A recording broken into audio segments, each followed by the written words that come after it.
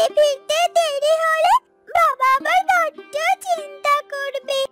না না, এখন তুমি যেও না, আর কিছুক্ষণ থাকো না। হ্যাঁ না, তুমি যদি বাড়িতে চলে যাও তাহলে আমার একটুও ভালো লাগবে না, কারণ আমি যতক্ষণ তোমার সাথে থাকি ততক্ষণ আমার মনটা অনেক ভালো থাকে। কিন্তু ওদিকে যে বাবা আমার জন্য অপেক্ষা করছে, আর তাছাড়া তোমার বাবা এসে যদি দেখে যে তুমি আমার সাথে খেলা করছো, তাহলে তোমার বাবা দেখবে আবার বকাঝকা করবে আর আমাকেও বকবে। তুমি কি সেটা চাও বলো? তুমি তো ঠিকই বলেছো, আর বাবার তো এখন বাড়িতে ফেরার সময় হয়ে গেছে।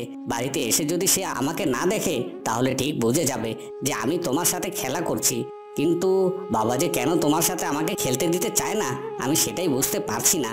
আর আমি এখন ছোট বলে বাবা আমাকে কত বকাঝকা করে, কিন্তু আমি যখন বড় হয়ে যাব তখন দেখবে বাবা আমাকে আর বকাঝকা করবে না, তখন আমি ইচ্ছে মতো তোমার সাথে খেলাধুলা করতে পারবো। তখনই সেই পথ দিয়ে মোড়ল মশাই যাচ্ছিল। সে দূর থেকে দাঁড়িয়ে দেখতে পায় যে হেনা আর বাপ্পা দুজনে একসাথে রয়েছে, আর এটা দেখে তার মাথাটা যেন আরো গরম হয়ে যায়, আর সে আর একটু দেরি না করে তাদের কাছে এগিয়ে যায়। কি হলো কি বাপ্পা, তোর এত বড় সাহস? তুই আবার ওই ভিখিরি মেয়েটার সাথে খেলা করছিস? তোকে না কতবার বলেছি ওরা ছোট জাতের মানুষ, ওদের সাথে মিশবি না, তারপরও তুই আমার কথা শুনছিস না। আর এই যে মেয়ে, তোমাকে বলি, তোমার তো সাহস কম নয়, তুমি আমার ছেলের সাথে খেলাধুলা করো। তোমাকে না কতবার বলেছি আমার ছেলের সাথে তুমি মিশবে না। যাও, এক্ষুনি এখান থেকে চলে যাও বলছি, আর কখনো কোনো দিনও আমার ছেলের সাথে তুমি একটুও মিশবে না। মোড়লের বকাবকি শুনে হেনা মন খারাপ করে কাঁদতে কাঁদতে বাড়িতে ফিরে যায়।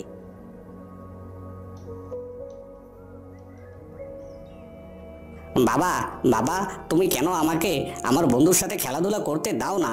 ও কি অন্যায় করেছে বলো? আমাকে ছেড়ে দাও, আমি আমার হেনার কাছে যাব। তোর এত বড় সাহস, তুই আমার মুখে মুখে তর্ক করছিস? চল বাড়িতে চল, আজ তোকে মজা দেখাচ্ছি আমি।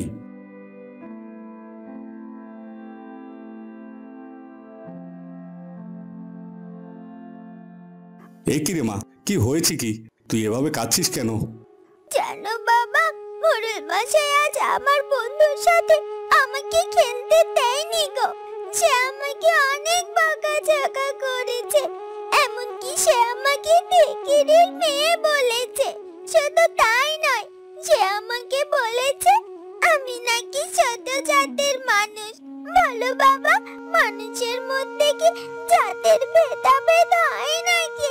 আর তাছাড়া উনি কেন কেন আমার বন্ধুর সাথে আমাকে মিশতে দিতে চায় না বলো না?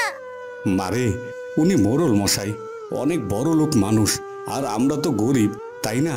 আর তাই তো উনি চায় না যে ওনার ছেলের সাথে তুই মিশিস। তোকে আমিও নিষেধ করে দিচ্ছি, ওই বড়লোক ছেলেটার সাথে তুই মিশবি না। মোড়ল মশাই কিছুতেই বাপ্পাকে হেনার সাথে মিশতে দিত না, কিন্তু বাপ্পা এবং হেনা তাদের পরিবারের কারো কোনো কথা না শুনে চুপি চুপি দুজনে একসাথে দেখা করত এবং খেলাধুলো করত। আর এভাবেই তাদের দিন পার হতে থাকলো এবং দেখতে দেখতে তারা বেশ বড় হয়ে যায়।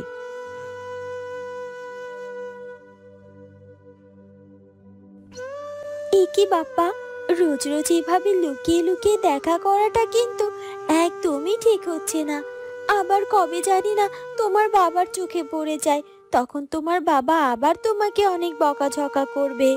শোনো হেনা, আমরা এখন বড় হয়েছি, আর তাই এখন আমাদের সিদ্ধান্ত তো আমরাই নিতে পারি। আর তাছাড়া আমরা দুজন দুজনকে ছাড়া যে এক মুহূর্তও থাকতে পারবো না, সেটা তো তুমি খুব ভালো করেই জানো। সে তোমার বাবাই বাধা দিক আর আমার বাবাই বাধা দিক না কেন, আমাদের দুজনকে দুজনের থেকে কেউ আলাদা করতে পারবে না। হেনা, কিন্তু আমার যে বড্ড ভয় হয়। আমার মনে হয় আমাদের দুজনকে তোমার বাবা হয়তো চিরকালের মতো আলাদা করে দেবে। তখন কি হবে বলো তো? না না, এমনটা কোনোদিনও হবে না।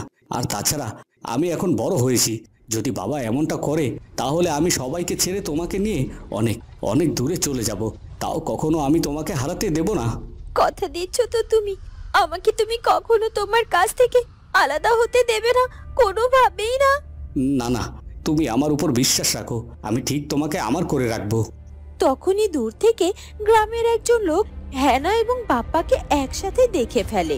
এ কি মোড়ল মশাইয়ের ছেলে বাপ্পা না?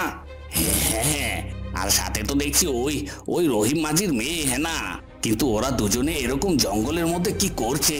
ব্যাপারটা তো আমার কাছে মোটেও ভালো লাগছে না। আর তাছাড়া আমরা তো সবাই শুনেছি যে মোড়ল মশাই চান না যে যে রহিম মাঝির মেয়ের সাথে তার ছেলে মেলামেশা করুক। কিন্তু এরা তো তলে তলে দেখছি বেশ ভাব জমিয়ে ফেলেছে। এক্ষুনি এক্ষুনি আমাকে মোড়ল মশাইয়ের কাছে গিয়ে সবকিছু জানিয়ে দিতে হবে।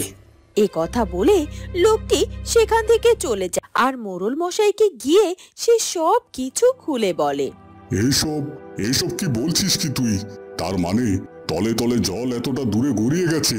এখন তো দেখছি ওই মেয়ে আমার ছেলেটাকে একেবারে হাতের মুঠোয় করে নিয়েছে। কিন্তু আমি কিছুতেই ওই মেয়েটাকে আমার ছেলের সাথে মেনে নিতে পারবো না। আর তাই যে করে হোক আমাকে কিছু একটা করতে হবে। ওই মেয়ে হলো নিচু জাতের মেয়ে। আর কোনোভাবে যদি আমার ছেলে ওই মেয়েকে বিয়ে করে এই বাড়িতে তুলে আনে তাহলে তো আমার মান সম্মান কিচ্ছুই থাকবে না। আর তখন আমি কিছুতেই কারোর সামনে মুখ দেখাতে পারবো না। আমি হলাম এই গায়ের মোড়ল। আর তাই তো আমি এসব কিছুতেই মেনে নেব না, কিছুতেই না। আজ আসুক বাড়িতে আমার ছেলে, তারপর যা করার আমি করব। সন্ধে হয়ে যায়। কি বাপ্পা, এতটা সময় কোথায় ছিলে তুমি? আর তাছাড়া তুমি জানো না এরকম সন্ধে করে বাড়িতে ফেরা আমি একদম পছন্দ করি না। আসলে বাবা, আমি একটু একটু দরকারি কাজে বাইরে ছিলাম, তাই তো আমার ফিরতে দেরি হয়ে গেল। তবে আমি কথা দিচ্ছি আর আমার এরকমটা দেরি হবে না। তুমি বাইরে দরকারি কাজে গিয়েছিলে নাকি ওই ভিখারি মেয়ে হেনার সাথে দেখা করতে গিয়েছিলে? সেটা বলো, বলো আগে আমাকে। বাবা, তুমি সবসময় কেন হেনাকে ভিখারি মেয়ে বলো? ওর বাবা নিজে খেটে রোজগার করে, সংসার চালায়, ভিক্ষা করে না তো। আর তাছাড়া তুমি তাদেরকে ছোট করে কথা বলতে পারো না। বাবা, আমি বড় হয়েছি আর তাই আমার ইচ্ছা অনিচ্ছার দাম তোমাকে দিতেই হবে। আর আমি তোমাকে সরাসরি বলে দিচ্ছি, আমি হেনাকে ভালোবাসি আর হেনাকেই বিয়ে করতে চাই।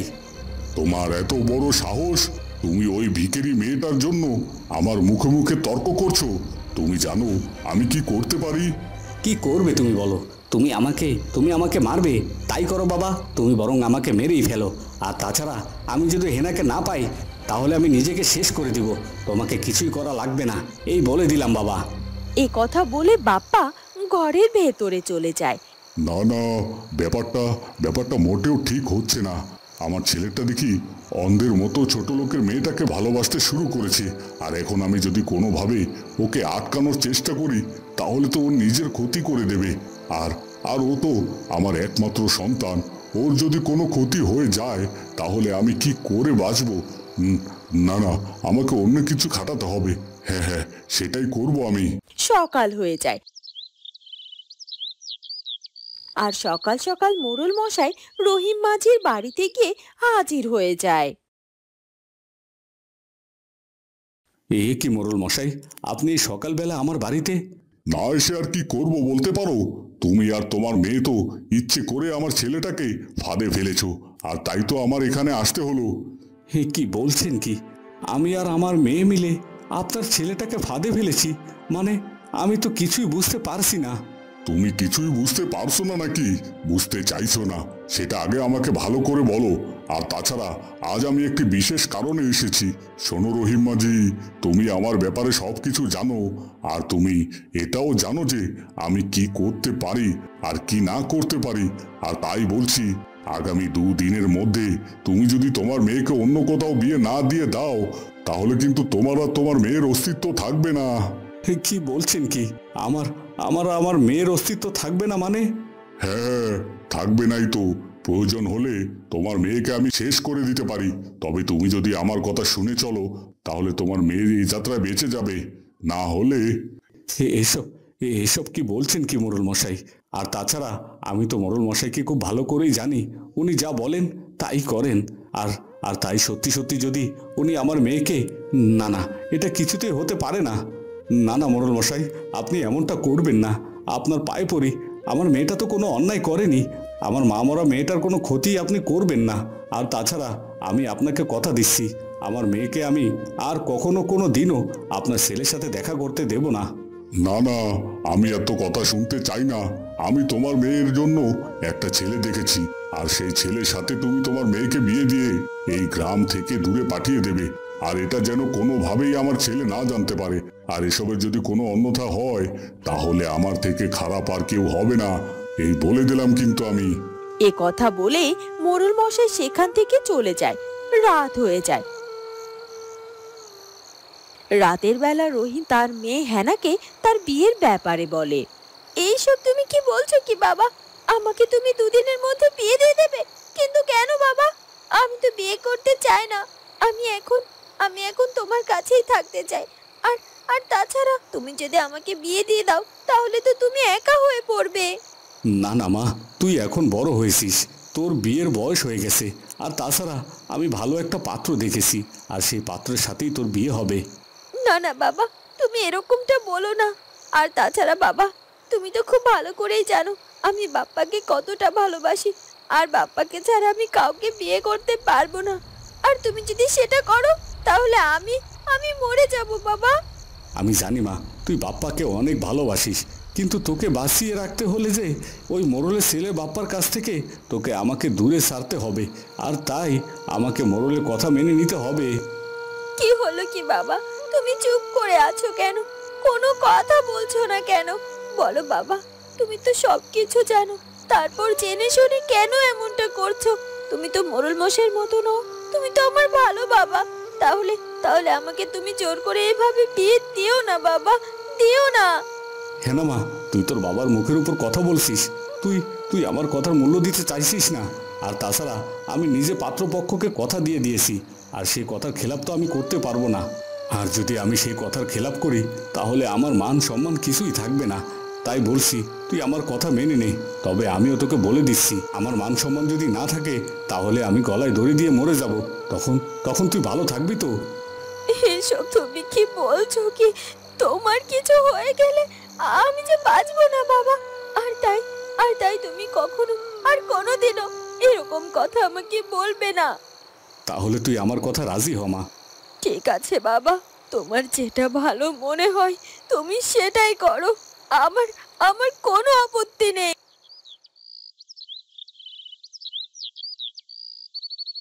যাক, ভালো হয়েছে। আর ছেলেটাকে বুঝিয়ে শুনিয়ে একটা কাজে পাঠিয়ে দিয়েছি। আজ বিকেলের আগেই ওই গ্রামে ফিরছে। আর ওই হেনার বিয়েটাও আজ দুপুরের মধ্যেই হয়ে যাবে।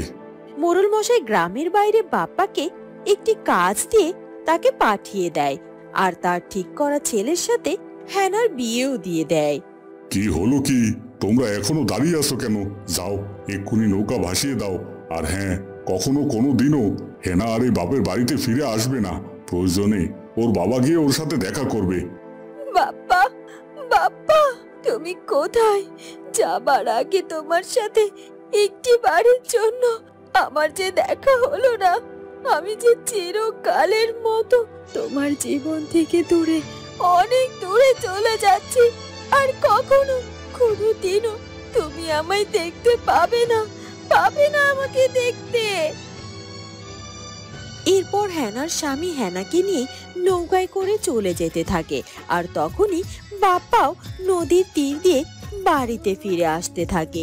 আর সে সেই নৌকাটি চলতে দেখে নদীর পাড়ে দাঁড়িয়ে থাকে। এ কি, এই নৌকাটি এভাবে চলছে আর আমার বুকটার মধ্যে এরকমটা হাহাকার কেন করছে? আমার মনে হচ্ছে আমার কোনো প্রিয় মানুষ এই নৌকায় করে আমার থেকে অনেক দূরে চলে যাচ্ছে। কিন্তু এমনটা মনে হওয়ার কারণ কি, সেটাই তো বুঝতে পারছি না। না না, আমি এখন বাড়িতে ফিরবো না। আমি বরং একটু হেনাদের বাড়িতে যাই, গিয়ে ওর সাথে আগে দেখা করে আসি। তখনই গ্রামের একজন লোক এসে বাপ্পার সামনে দাঁড়ায় আর তাকে বলে, এ কি বাপ্পা, কোথায় যাচ্ছ তুমি? হেনাদের বাড়িতে নিশ্চয়ই। আমি জানি, কিন্তু হেনাদের বাড়িতে গিয়ে কি করবে তুমি? ওই যে নৌকা দেখছো, ওই নৌকায় করে হেনা তো তার শ্বশুর বাড়ি চলে যাচ্ছে। হেনার যে আজ বিয়ে। কি বলছো কি তুমি? এটা কিছুতেই তো হতে পারে না। আমার হেনার বিয়ে হয়ে যেতে পারে না। আর ও আমাকে ছেড়ে কখনো কোনো দিনও এভাবে চলে যেতে পারে না। ও আমার সাথে এভাবে বিশ্বাসঘাতকতা করতে পারে না। আমি আমার হেনার কাছে যাব। হেনা, হেনা, হেনা।